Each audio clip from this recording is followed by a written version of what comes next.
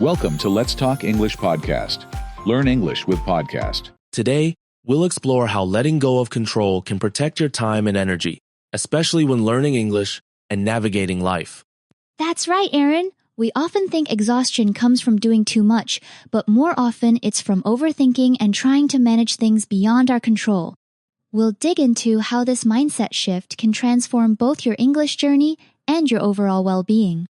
Exactly. And for listeners worried about tricky vocabulary, Charlotte will join us at the end to explain everything clearly. Plus, don't forget about the free PDF with the transcript and exercises. Now, let's dive into why letting go matters. Great transition, Aaron. Let's start with a common source of stress, worrying about what others think, especially when learning a new language or making life changes.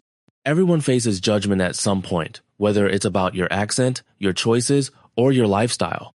Why do you think social approval holds so much power over us, Evan? It's natural to want to fit in, especially in a new environment.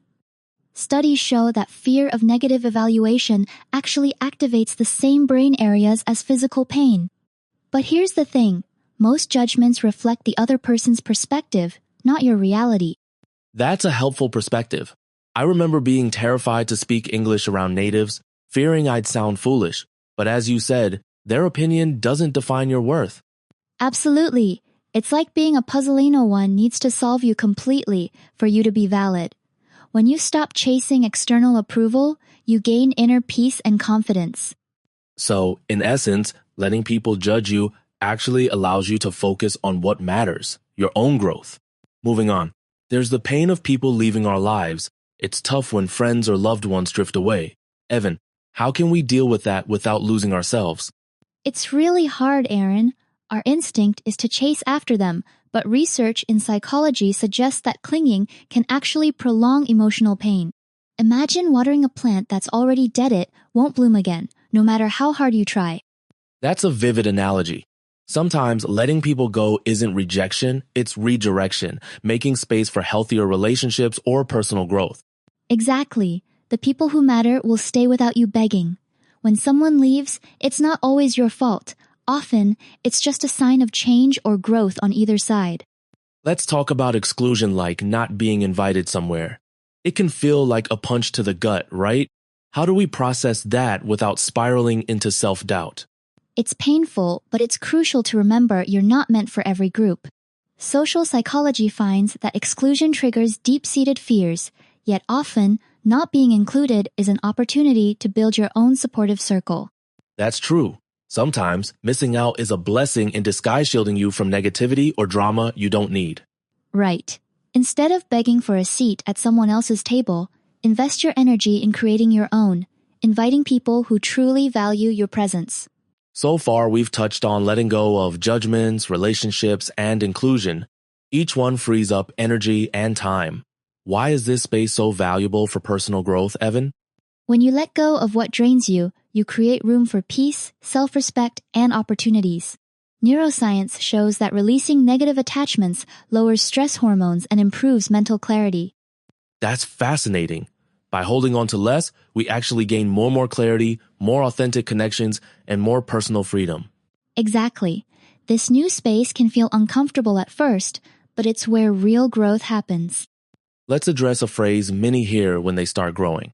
You've changed. Why do people use this as a criticism, and how should we respond? People often say this when your boundaries or growth make them uncomfortable. In behavioral science, change challenges the status quo, which can unsettle those who prefer things to stay the same. But personal evolution is healthy. Absolutely. Setting new boundaries isn't selfish. It's necessary for self-care. And sometimes, being told you've changed is proof you're progressing. Exactly. If your growth disturbs others, that's a sign you're prioritizing your well-being over pleasing others, a key step in emotional maturity. Another challenge arises when people around us are upset. Many of us feel responsible for others' emotions. How can we break this pattern, Evan? It's easy to fall into people-pleasing, but you're not a sponge meant to absorb everyone's feelings. According to emotional intelligence research, healthy boundaries allow empathy without self-sacrifice. That analogy is powerful. Instead of soaking up anger or sadness, we can acknowledge others' feelings but remain grounded in our own truth. Exactly. Letting people feel what they feel gives them space to process while you maintain your own peace. Let's shift to growth. Sometimes, when we move forward, those around us remain stuck in old patterns.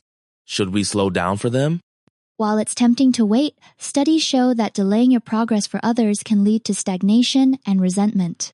Think of it like waiting at a train station. The train can't wait forever, or it never reaches its destination. Interesting comparison. Continuing your journey might feel lonely, but it opens doors to meeting others who match your momentum. Exactly. You can love people and still move forward. Your path is unique, and it's okay if not everyone comes along. Let's tie it together. Many believe holding on is strength, but sometimes letting go is what actually helps us thrive. Can you elaborate on this paradox, Evan? Certainly. Imagine holding sand tightly, it slips through your fingers. Relax your grip, and it stays. Holding onto relationships, control, or old narratives too tightly often leads to more loss, not less. That makes sense. Letting go doesn't erase our care for others, it just prevents us from losing ourselves in the process. Precisely. Letting go returns your time, calm, and future. It's about making space for what heals rather than what hurts. Before we wrap up, Charlotte's here to break down today's key vocabulary and idioms. Charlotte, can you walk us through the most important terms? Thanks, Aaron. Let's start with judge to form an opinion about someone. For instance, don't judge a book by its cover. Next, comfort zone means a place where you feel safe but don't grow.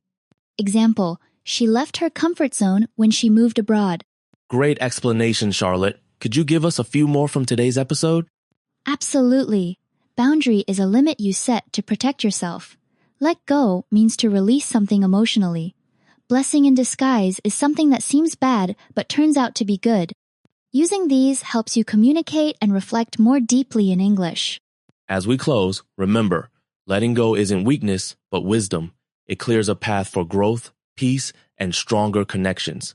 What's one thing listeners can do today to apply this lesson, Evan? Start by noticing where you're spending energy on things outside your control. Choose one small area to let go, maybe worrying about a colleague's opinion or a past mistake, and redirect that energy to self-care or learning.